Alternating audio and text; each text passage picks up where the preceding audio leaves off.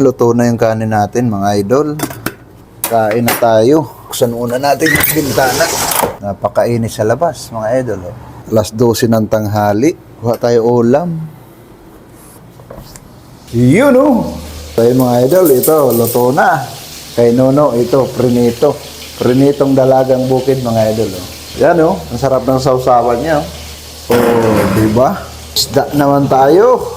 Yan mapapalaban tayo ngayon ng pagpapak ng isda mga idol Yan, 4 na piraso agad. Yun paksiw. Tamang-tama, napakainit ng kanin natin. Umuusok-usok pa yan mga idol Magandang tanghali mga idol Tingnan mo yung panahon ngayon dito. Umulan kanina ng bahagya.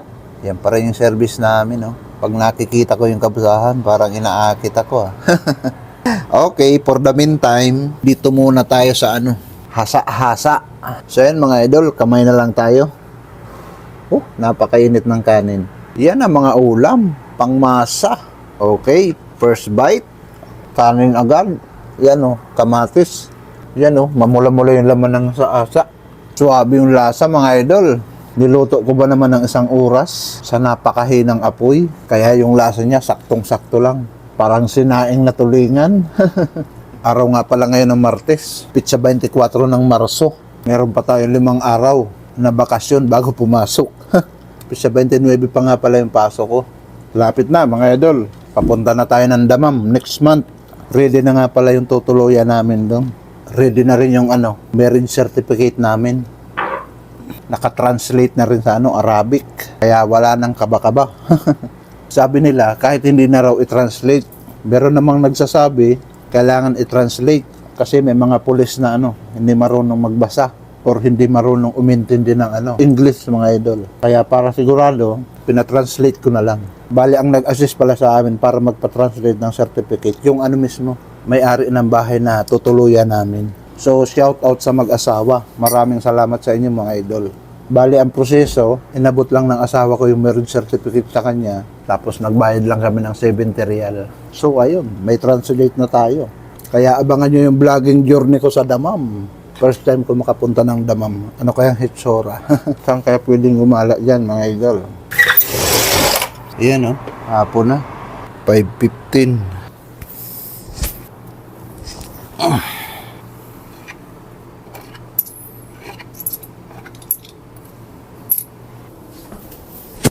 Bili tayo merienda, meron tayong 5 real. So ayan, nandito tayo ngayon sa labas. Ito yung bilya namin, saka mga service. Punta tayo ngayon dito sa bilihan ng patera, mga idol. Bukas ba? Patera.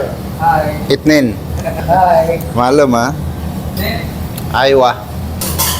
So ayun, ginagawa na yung patera natin. Yun. Nilagay na yung itlog. Umorder tayo ng 2 patera. Maghapon tayong tulog. Ito nga pala yung labas ng tindahan mga idol. Yun So ayan mga idol patera. Yan, may matatas pa. Ito nga pala yung pambayad natin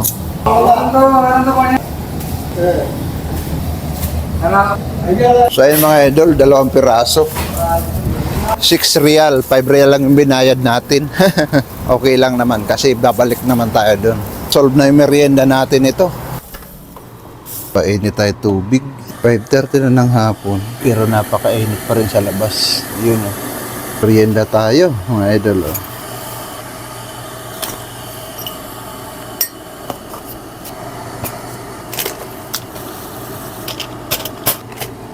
So ayun, gutom.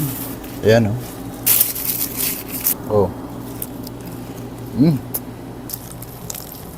So ayun, mainit na.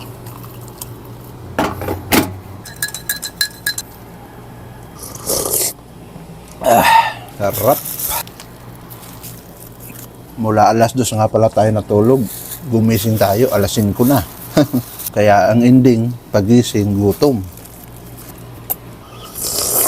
Sarap tumambay dito pagka ganitong oras. Kung meron lang sana ng balkonahe dito sa kwarto namin, sulit na sulit yung view mga idol Unti-unti na dumadami yung mga sasakyan.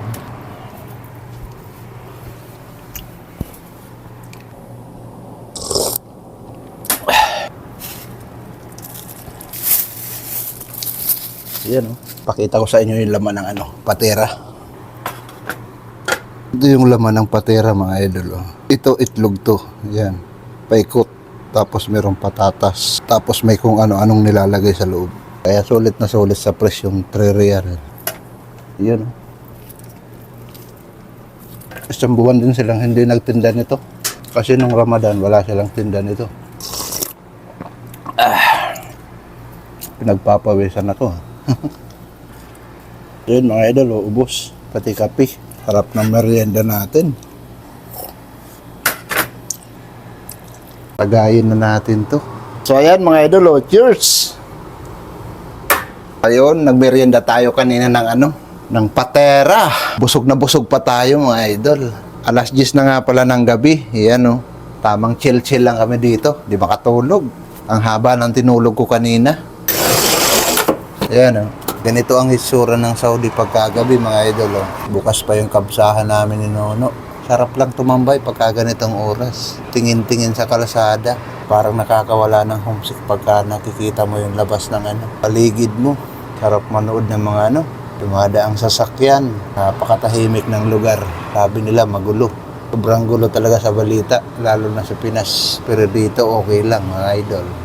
Ayan oh. Service. Tagayin na natin to habang nagpapaantok. Ay, nako. Oh, yun oh. Mga banak. San Miguel Burr. Non-alcohol to mga idol, kaya safe naman to. Maraming tinda nito sa Kabayan Supermarket, diyan sa Balad. Ang presyo, 5 real, isang piraso. Trip-trip lang. Walang magawa eh. Ang sarap lang mag-siesta dito. Habang nakatingin sa labas, isang tagay sa tagumpay. Nakakamiss ang Pinas. Alas 3 na ng madaling araw sa Pilipinas, mga idol. Dito, alas 10 ng gabi. Sa atin, pagising na yung tao. Dito, patulog pa lang. So, ayun mga idol, tagay tayo. Walang pulutan. Okay na to. Pampaihi. Yung lasa niya, parang beer din. Yun nga lang, walang alcohol.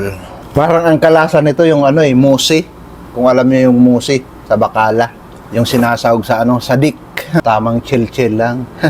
Katatapos ko lang maligo. Kita ko to, sabi ko, inumin ko nga. Ngayon ko lang natuluyang inumin. No, tagay. Tagay. Ayan baga, San Miguel Beer. Oh. Jesus! Luso sisig! So ayun, tagay. Oh, di ba? O, diba? Naka San Miguel Beer tayo, alas 10 ng gabi. Yan o, si Nono, alas 10 ng gabi, kumakain pa o. Merienda. Yan ang mga banat o. Toasted bread, saka itlog o. Nakakagutom, nakatutulog. Dalawa kami rito bakasyon. Ay, syada. So, ayan mga idol o, cheers! O, boss, okay na tayo dito. Buyong-buyong na tayo nito. So, ayun, silip ulit tayo rito. Ang ganda ng gabi, mga idol. Oh. Napakatahimik. Pasok na pasok yung hangin dito. Yung simoy ng hangin, malamig pa. Kaya okay pa yung klima. Pagkatag-init na, di mo na ito mabubuksan. Kasi napakainit na mga idol. So, ayun, na-relax na yung mata natin. Nakapagtagay na tayo nito. Oh, di ba? Rado na natin mga idol.